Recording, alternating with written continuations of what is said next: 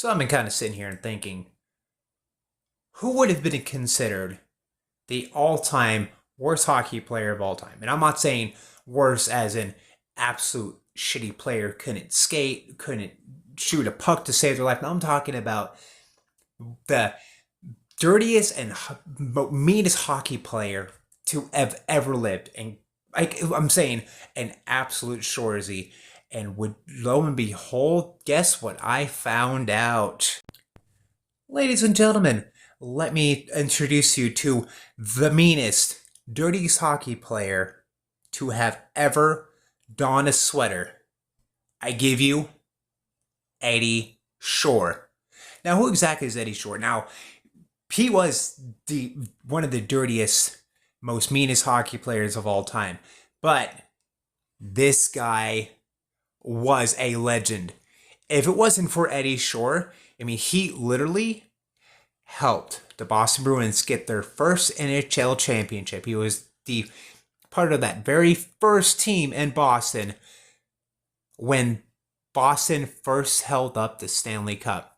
Now, his playing career does not go without controversy. Now, let's say he was mean and he was a dirty hockey player, and he was absolutely a legend too. But here's one of the biggest things is he spent more time in the penalty box than any player to have ever donned a sweater in the NHL's history. He, over his playing career, and he was playing the super early days, old-time hockey days, where basically they had no protection, no helmets. This was the early days.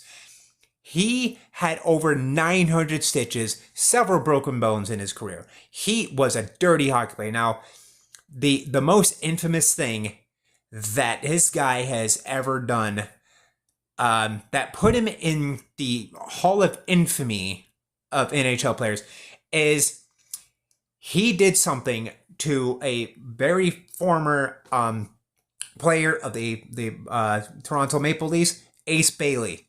Basically injured him so badly that this guy totally ended Ace Bailey's career.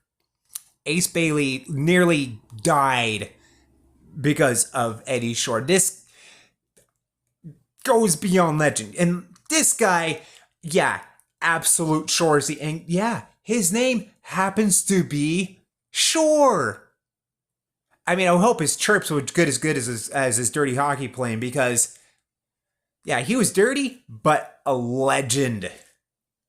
So, yeah, Shoresy, much